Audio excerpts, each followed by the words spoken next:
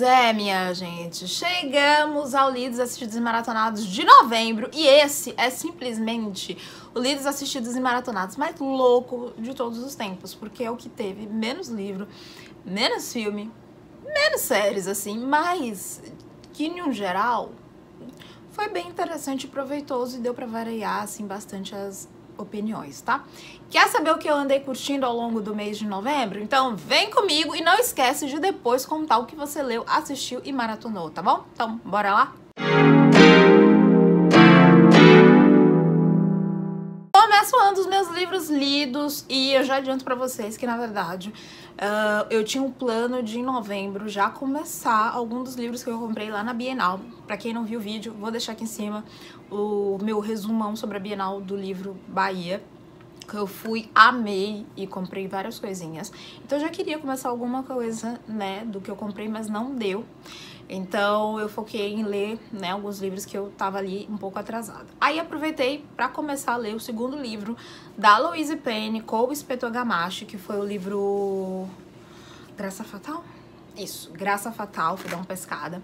E esse livro, gente, eu tava me intrigando bastante desde que eu vi a Ju Oliveira comentando mais ou menos qual era o enredo dele. Que é o seguinte, uma mulher que ninguém na cidade de Three Pines gosta, acaba sendo assassinada na frente de todo mundo da cidade. E ninguém percebe, ninguém nem sabe dizer ao certo o que foi que aconteceu. E até então, né, no início ali da história, ninguém nem sabe que foi um assassinato. Mas claro, o Inspetor Gamache desconfia, né, o Inspetor Gamache é o pequeno Hercule Poirot do século XXI, desconfia de que tem coisas suspeitas ali, de que não foi um simples acidente, e aí a gente começa a enveredar nessa trama, que é muito legal, muito, assim, viciante.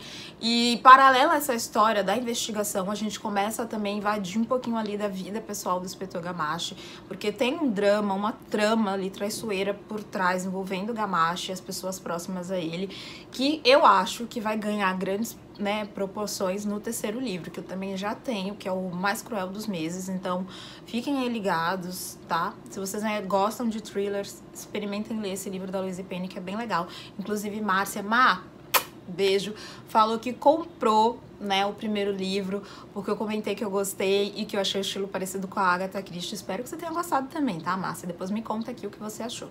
Mas eu li esse e curti. Aí eu terminei Graça Fatal e fui ler o livro dos Baltimore, do Joe Dicker. Se teve um autor que eu comecei a ler esse ano e que eu amei, foi o Joe Dicker. Sério, perfeito, sem defeitos. Apesar de que, vamos falar uma coisa, eu acho que o Joe Dicker, ele tem um estilo de escrita, né, ali meio suspense dos anos 80, a lá Charlie D'Amelio. Porém, ele faz algo que é bem construído e que também tem uma mescla ali de Agatha Christie no meio, porque ele contextualiza, né, o personagem principal com o ambiente, com outras pessoas, com a vida cotidiana. Não é aquela história só focada na investigação, tem um contexto ali de dia a dia, de rotina, de vida, que nem a Agatha faz. E o que eu acho legal do Joe é que as histórias dele vão te levando. É uma correnteza, elas são vivas. Você começa a ler e você vai se envolvendo. Não tem como você ficar cansada com essa parte até prolixa, um tanto que a história tem, porque você tá ali entretido. Você começa a ser fifi, sabe, dos personagens. E nesse livro, a gente volta a interagir com o Marcus Goldman, que é o escritor, né, personagem do Joe Dicker, que eu comecei lá em A Verdade sobre o Caso Harry Cabert, que foi o primeiro livro do Joe Dicker que eu li, que eu amei, e até hoje a gente, Nola, fica ecoando na minha mente. Toda vez que alguém fala que leu esse livro, eu falo, você também ouve Nola na sua mente? Porque eu ouço. Então, meninas que leram o primeiro, vão ler esse, o livro dos Baltimore, que vocês vão gostar. Nesse livro, o Marcus conta um pouco da história da família dele, uma história que foi o motivo dele escrever o primeiro livro dele, um livro que fez ele alcançar o sucesso, que é o G de Goldenstein. Nesse livro ele conta um pouco sobre os primos dele, claro, ele mudou algumas coisas, né? E no atual livro, o livro dos Baltimore, ele vai contando sobre a história dessas pessoas, né? Das pessoas que ele contou no outro livro, até certas partes, como eles terminam, o que é que acontece depois, né? E aí tem um drama ali que envolve o tio do Marcos e os dois primos dele, que ele vai narrando pra gente. O Marcos é um personagem que ele fala sempre sobre a evolução da vida dele como pessoa, como escritor. Ele faz uma autorreflexão que é muito interessante e que faz com que a gente acabe querendo fazer também a mesma coisa. Então, eu gostei bastante desse livro. O desfecho é um tanto quanto surpreendente, assim, daquele nível de a verdade sobre o caso de Harry Quebert, onde nada é o que parece, tudo muda, as pessoas mudam, e assim, né, gente? Eu não posso falar mais porque qualquer coisa que eu disser aqui vai ser um spoiler. Só digo, leiam. Leiam a verdade, na verdade não, é o livro dos Baltimore. Vocês vão gostar, tá?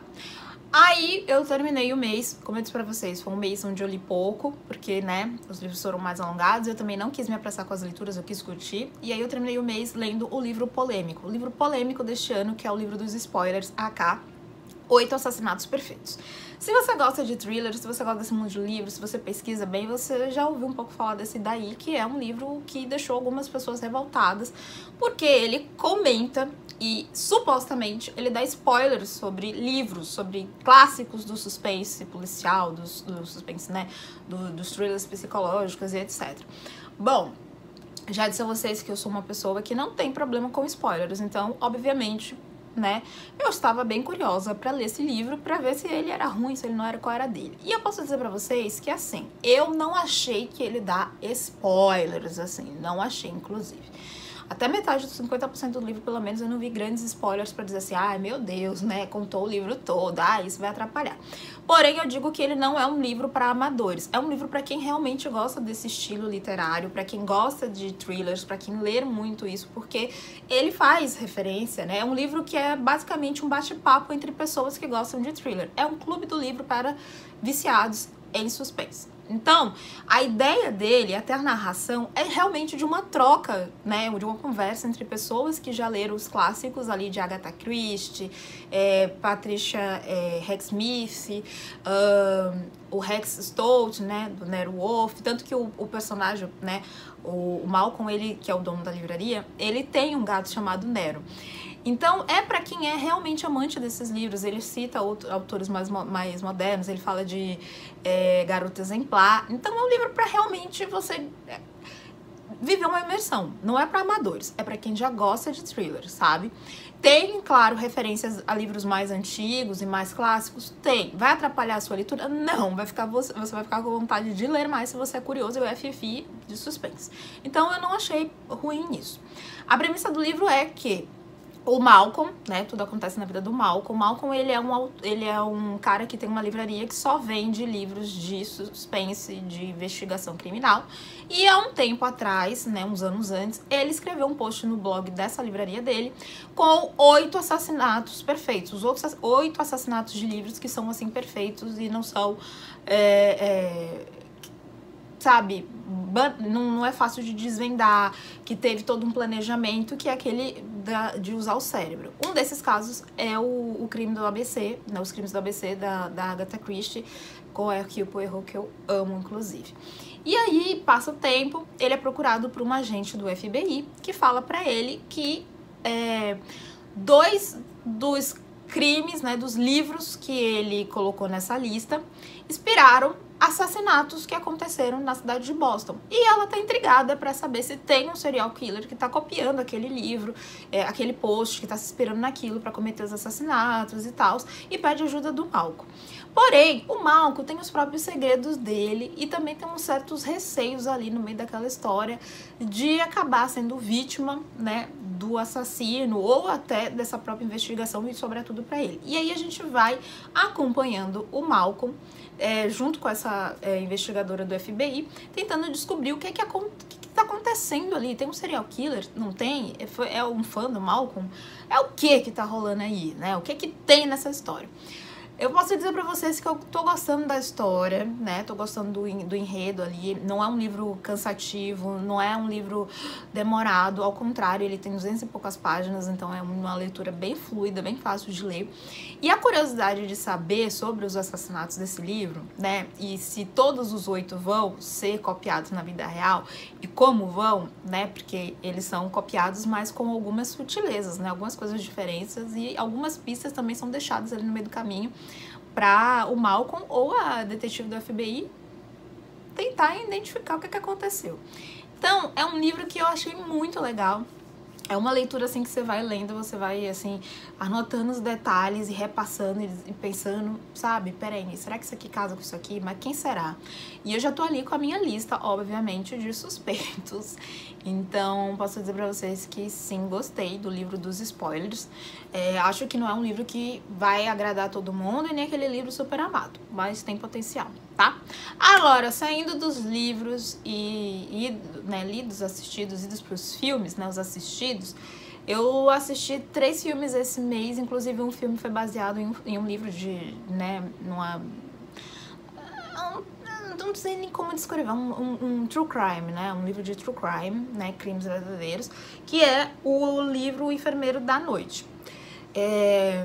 Comecei a assistir, fiquei um pouco cansada e, tipo assim, apesar dos atores estarem com atuações, assim, belíssimas, né, a Jessica Chestnut, não sei falar sobre o nome dela, tá belíssima e tal, eu fiquei um pouco cansada e preferi primeiro, né, parar ele e ler o livro e depois voltar pro filme. Mas até o ponto em que eu fui assistindo, eu fui gostando. Realmente, como é um filme baseado em algo que aconteceu, você vai com certeza terminar assim refletindo e se perguntando em como é que alguém consegue fazer tudo isso e ninguém perceber.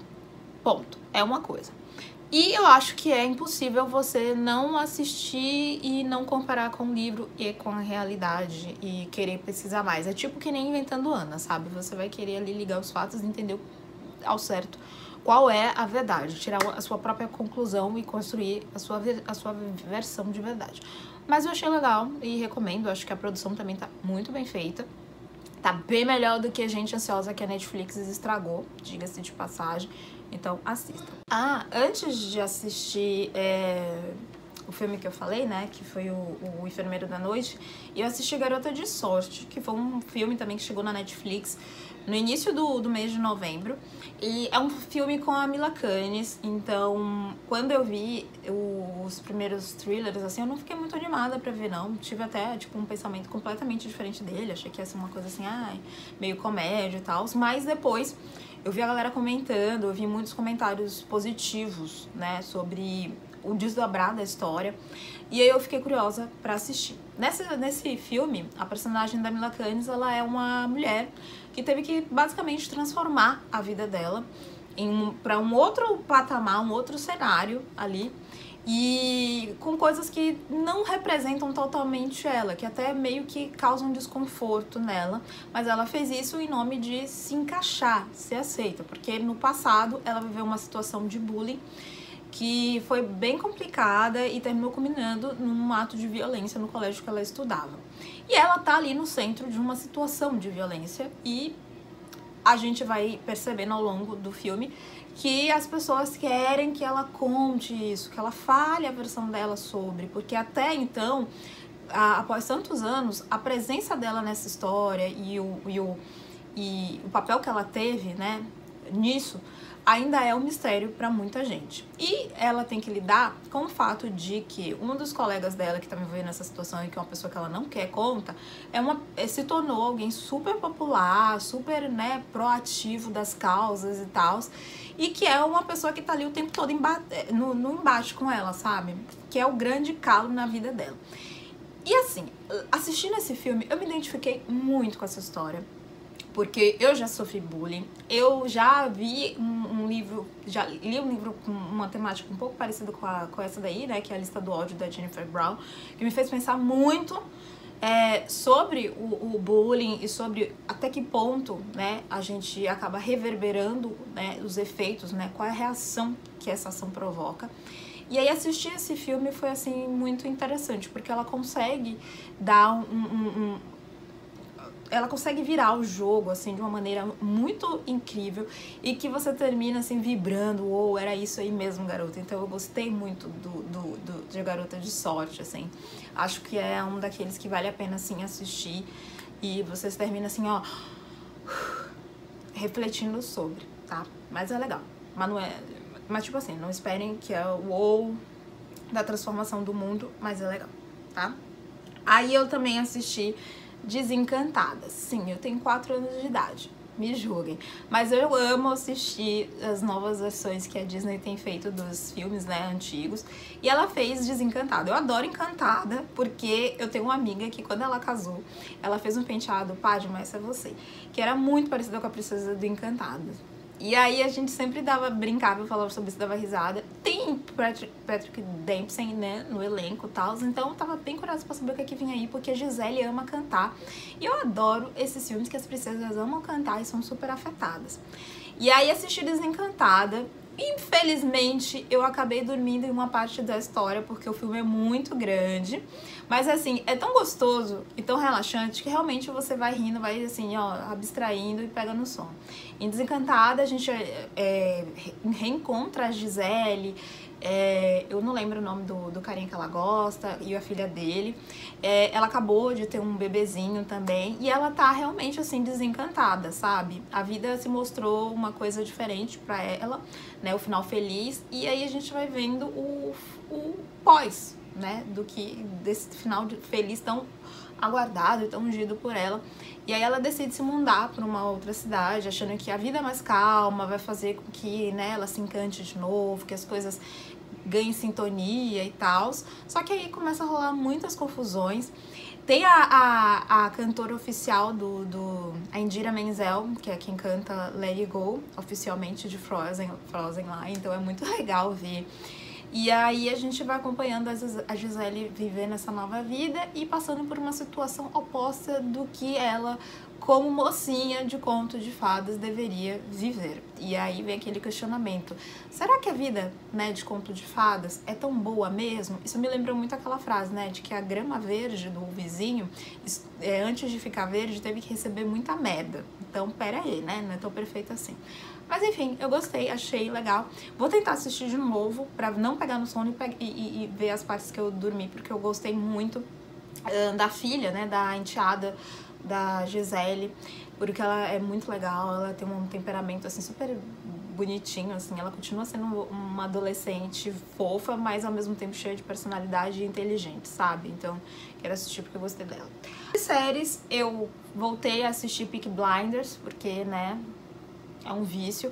E eu acho Peaky Blinders muito forte, tão forte, ou mais forte até do que Sons of Anarchy, apesar de que Sons of Anarchy tem, né, aquela cena icônica do matricídio, mas ainda assim, eu acho Peaky Blinders, assim, tensa. Mas eu gosto, é viciante. Você fica preso ali no personagem do Cillian Murphy, né, que faz o Thomas, e, gente, quando eu acho que eu já vi de tudo nessa série, ela me pega pela mão e diz assim: não, querida, senta aqui que ainda tem mais uma coisa. E eu estou ansiosa porque agora ele tá chegando no período, né, eu acho que eu tô na 4ª temporada. Ele agora tá chegando no momento que vai se aproximando, né, do ano que começa a Segunda Guerra. Então eu tô bem curiosa pra saber como isso vai afetar os irmãos ali, né, como é que vai ficar a dinâmica da família. Mas enfim, voltei a assistir Peaky Blinders. Aí comecei a assistir a série Shades of Blue, da Jennifer Lopez e do...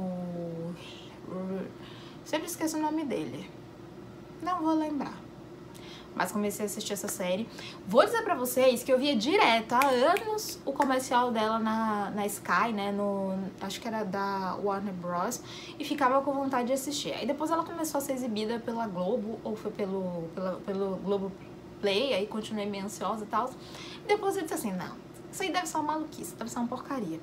E aí quando eu vi que tava no catálogo do Prime Video, eu resolvi assistir e, gente, sério, viciada. Essa série conta a história da personagem, né, da policial Haley. A Haley, ela é uma policial que ela tá ali no limiar do certo ou errado, sabe? Porque ao mesmo tempo que ela é uma boa policial, é ao mesmo tempo também que ela faz umas coisas assim que não são legais, umas coisas que são totalmente sujas. E ela é uma pessoa, né, ela é uma personagem assim, que deixa a gente o tempo todo em conflito sobre o que a gente acha dela e que a gente gosta ou não gosta, sabe? Porque ela tem atitudes assim bem complicadas, mas ao mesmo tempo eu acho que é isso que torna ela tão próxima e tão interessante de assistir, porque ela não é aquela personagem que é completamente perfeita, só faz as coisinhas certas, só anda à margem da lei e tal, né? Não é a Olivia Benson. Ela é quase o Voight de Chicago PD, sabe? Você vive ali o tempo todo naquele conflito. E aí ela acaba sendo recrutada pelo FBI pra desmascarar o chefe dela, que é o chefe e melhor amigo dela, que tipo assim, ajudou ela em uma das bombas em que ela se meteu, e ela e ele e mais os outros colegas do departamento de polícia, né, são envolvidos ali em situações criminosas complicadas, né, desvio de verba. E aí ela fica ali entre a coisa e a espada, sem saber o que ela faz, se ela trai os valores dela, né, mas ao mesmo tempo ela continua no caminho de se autoproteger, que é o caminho que sempre leva ela a tomar as decisões meio agrestes, ou se ela tenta fazer alguma coisa diferente. E aí, conforme a história vai avançando, vai surgindo, né, os podres do passado da Hayley, mais novas coisas que ela vai se envolvendo, que vai gerando novos danos, e você simplesmente vai ficando assim, ó, na curiosidade de saber o momento em que a bomba vai explodir e que as máscaras vão cair. É simplesmente isso que eu tenho pra dizer pra vocês. Eu tô gostando, né? Tô na segunda temporada agora. Não sei se eles vão se a série continua sendo atrativa e mantendo esse ritmo, por exemplo, em uma terceira ou quarta temporada, porque eu acho que não dá pra segurar esse enredo, assim, de desmascarar o chefão, né? O tenente, assim, e tal, como eles estão levando. Mas, né? Sigo curiosa. Comecei a assistir uma série chamada Holocausto, que é feita com sobreviventes do Holocausto que migraram para o Brasil. Essa série deve ter pelo menos, esse documentário, né, em forma de série, deve ter pelo menos uns 10 anos, porque as pessoas lá, na idade que elas comentam, que elas tinham quando elas viveram no Holocausto e da idade que elas nasceram, contando assim, gente, tipo, a maioria das pessoas nasceram em 1929. Né, façam as contas. Então, elas provavelmente já faleceram ou os remanescentes são muito mais velhinhos. Então, acredito que então tenha uns 10, 12 anos que foi feita. É muito interessante ver o relato dessas pessoas, porque a maioria deles foram para campos de trabalho escravo, foram para campos de extermínio, e aí você vai vendo essas pessoas contando o que elas viram. Tem uma mesmo que teve contato com a Anne Frank, e o relato que ela faz é muito, muito forte, ela contando ali que ela estudou com a Anne, depois a Anne sumiu, né? E aí ela e a família foram levados para um campo, e um tempão depois a Anne chega e elas ficam ali conversando, e a Anne sempre muito esperançosa, e ela que já tava lá há milênios, já sem esperança nenhuma e tal. Tem uma outra senhora que conta, né, das pessoas que deduraram a família dela, e aí quando ela voltou nos anos 90 para Polônia e tal, ainda era um ambiente um pouco hostil e complicado de transitar, e ela foi com a filha dela, e aí ela chegou, né, no local com o motorista, e ele falou assim, aquela casa de fulano, ciclano, e aí que ela percebeu que quem tinha dedurado a família dela e tal eram os próprios vizinhos, e que isso deixou ela um pouco assustada. Enfim, tem várias histórias muito interessantes nesse documentário. E é, de novo, aquele tipo de coisa que você assiste, que você precisa sempre assistir, sempre ler, pra você entender por que a gente não deve permitir que atitudes como as que levaram à explosão do Holocausto, da Segunda Guerra, acontecerem novamente. Por que a gente tem, sim, que lutar, todos nós, contra a intolerância, contra um sistema tão fechado, ditatorial, tão preconceituoso, tão tóxico, sabe? A gente vê hoje, sim, essa coisa com diferentes nomes, e eu acho que é importante, sim, a gente ficar de olho, porque o tempo todo, né, a história tá ali lutando para voltar a se repetir, e é papel nosso conhecer a história e evitar que ela se repita. Na verdade, a gente tem que fazer com que aconteçam novos capítulos, né, novas histórias, e dessa vez histórias positivas e não tão tóxicas, né, tão negativas quanto essa daí. Então, foi uma das coisas que eu assisti durante o mês de novembro. E é isso, gente. Esses foram os meus lidos, assistidos e maratonados de novembro. Eu achei que esse seria um vídeo mais curto? Achei. Mas se fosse mais curto do que 20 minutos, não seria um vídeo meu, não é mesmo? Pois bem, não esquece de comentar aqui quais foram os seus livros, séries e filmes curtidos ao longo do mês de novembro. E você já sabe, né? Se você conferiu já alguma coisa do que eu andei curtindo também, conta aqui a sua opinião, o que você achou, se foi igual, se não foi, porque eu gosto muito desse momento da gente, né, trocar ideia, mas assim, de maneira educada, né, sem loucura, sem conflitos, por favor, porque isso dá ruga. Anfã, comenta aqui que eu quero saber, tá bom? Beijo enorme e até o próximo vídeo. Tchau!